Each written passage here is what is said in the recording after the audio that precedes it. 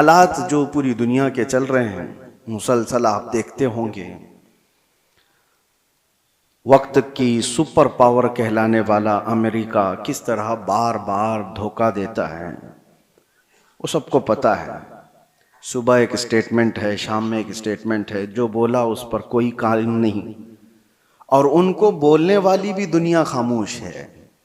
क्योंकि बड़े लोग जुर्म करते हैं तो लगता है ये फैशन है, और छोटा आदमी थोड़ा सा फिसल भी जाए तो बहुत बड़ा गुनाह लगता है। बड़ी ताकतें जो कुछ करती हैं दुनिया उसको फैशन समझती है। वो अगर नंगे नाचे तो फैशन है, और अगर वो बगैर कपड़े के भी आए तो फैशन है। वजह यह है कि वो बड़े लोग हैं, पैसे वाले लोग हैं। हमारे एक साथी थे, वो कहते थे कि बड़े घर में, पीर साहब के घर में कोई पागल बच्चा भी पैदा हो तो उसको मजजूब कहते हैं। राल टपक रही हो, कुछ भी हो, क्योंकि बड़े घर का है। और छोटे घर का बच्चा थोड़ा इधर उधर फिसल भी जाए तो कहते हैं पागल हो गया है।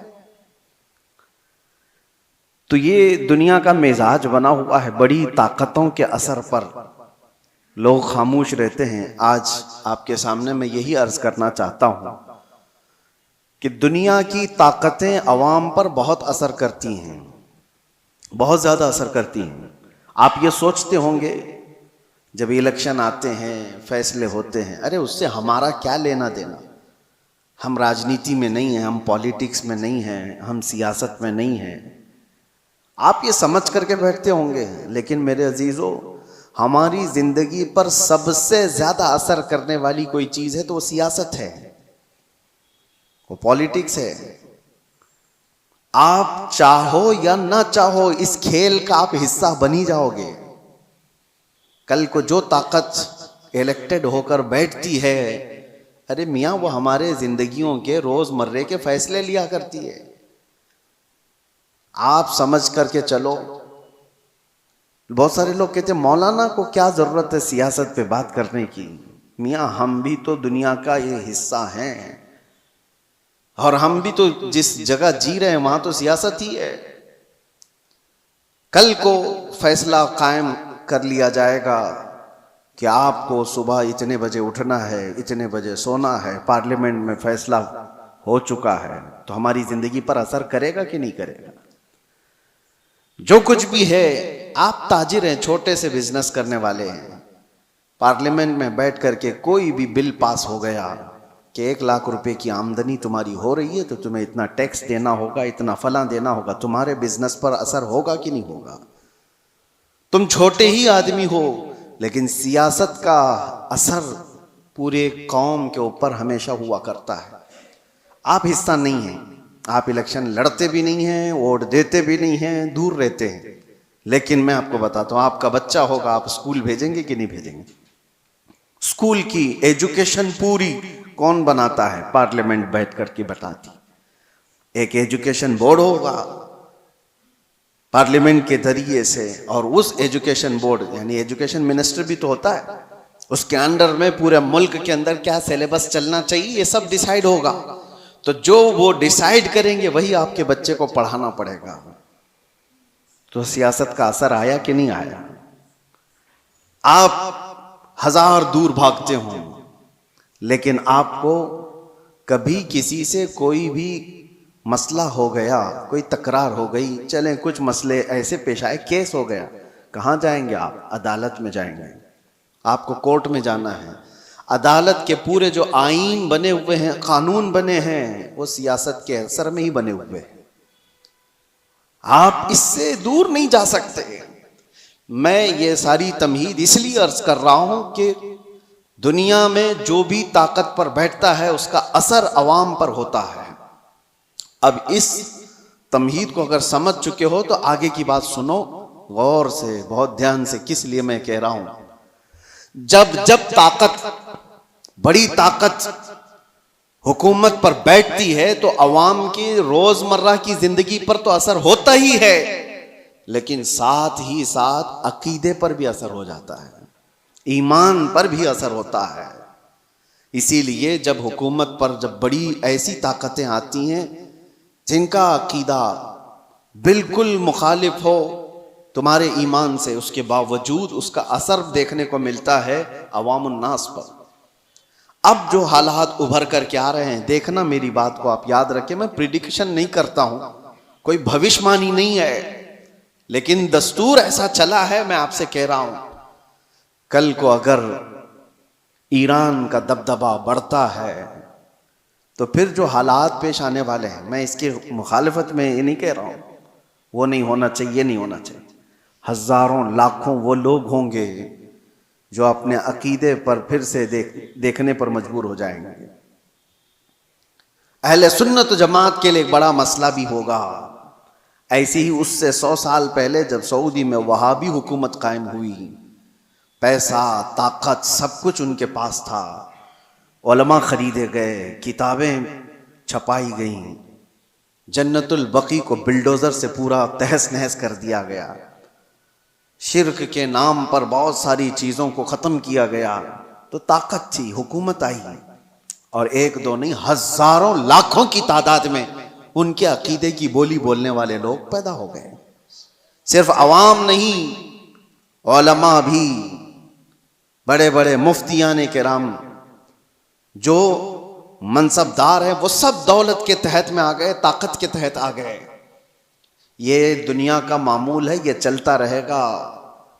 कल को आप भी देखना, जब कोई पावर में आएगा तो उसकी तरफ बहुत सारी कौम हो जाएगी। वो बहुत रेयर लोग हैं जो अपने ईमान पर कायम रहते हैं, वो रसूलुल्लाह के दीवाने हैं। मेरे आका सल्लल्लाहु तआला अलैहि वसल्लम के सहाबा में उस वक्त आपको बिल्कुल इस बात का अपोजिट आपको दिखाई देगा। इसका अपोजिट, हुजूर ने जब ईमान की दावत दी तो सबसे पहले आपके पास आने वाले सहाबा गरीब थे, बहुत गरीब थे। और ऐसा नहीं कि हुजूर पाक सल्लल्लाहु तआला अलैहि वसल्लम का माल देख करके वो आए थे कि बड़ी ताकत के मालिक हैं, बड़े दौलत के मालिक हैं, इनके पास जाएं। नहीं, उस रसूल के पास वो आए थे जो पेट पर पत्थर बांधा करता। वो सहाबा उस रसूल के पास आए थे जो फाका कशी को ज्यादा तरजीह देता। रसूल करीम सल्लल्लाहु तआला अलैहि वसल्लम के साथ आ तो गए गरीब सहाबा, लेकिन उनके अपोजिट में कौन थे? अबू जहल बड़े पैसे वाला, अबू लहब बड़े पैसे वाला, सफवान बड़े पैसे वाला, इतने बड़े बड़े मालदार लोग वहां पर थे जो ये पूरे सहाबा की अकेले कफालत कर सकते थे, सारे सहाबा को वो अकेले पाल सकते थे। अब यहां पर मैं आपको बताता हूं, एक तरफ माल और पैसा और ताकत और कुव्वत है, और एक तरफ ये गरीब सहाबा की जमात है जो पीटी जा रही है, मारी जा रही है। सहाबा ने क्या किया, अल्लाह अकबर। वो मुझे बात याद आती है, खंदक के मौके पर 1 महीने से सहाबा खंदक खोद रहे थे, और जब जंग शुरू हुई 12,000 के करीब तादाद में मुशरिकीन आ गए खंदक के उस पार। उनको पता नहीं था ये खंदक वाली जंग है मुशरिकीन को। ये सहाबा ने नया तरीका इख्तियार किया था मदीने की हिफाजत के लिए कि वो खंदक अबूर करके मदीने में ना आ जाएं। खैर, महीना गुजर गया था, खाने पीने की चीजें खत्म हो गई थी, फाके पर फाका चल रहा था। उस वक्त सामने वाली जो फौज थी वहां से तो रोज गोश्त भुनने की खुशबुएं आती, गरम रोटियां उधर पक रही थी। वहां तो पैसा था, माल था, खाने की इफरात थी। सहाबा इधर भूखे हैं, प्यासे हैं, लेकिन तारीख में आप खोल करके देखो, एक सहाबी ने भी रसूलुल्लाह के ये कहा हो कि चलो उधर खाने की लजीज चीजें हैं, जाकर खा करके तो आए, उस तरफ उन्होंने चेहरा तक नहीं किया। हुजूर पाक सल्लल्लाहु तआला अलैहि वसल्लम ने उनसे कहा, ऐ मेरे सहाबा, मुझे पता है वो गोश्त की खुशबुएं तुम्हारी भूख को और बढ़ा देती होंगी, तुम्हारा सब्र टूटता होगा, सब्र करो। सहाबा ने क्या कहा, या रसूल अल्लाह सल्लल्लाहु तआला अलैहि वसल्लम, हम रोटी और बोटी के लिए इस जंग में आए होते तो यहां नहीं होते, वहां होते। हम आए हैं सिर्फ चेहरे रसूल के लिए। हमारी भूख का इलाज है मुस्तफा का चेहरा, हमारी बीमारियों का इलाज है मुस्तफा का चेहरा। इस दीन से उन लोगों ने एक बाल बराबर भी बगावत नहीं की।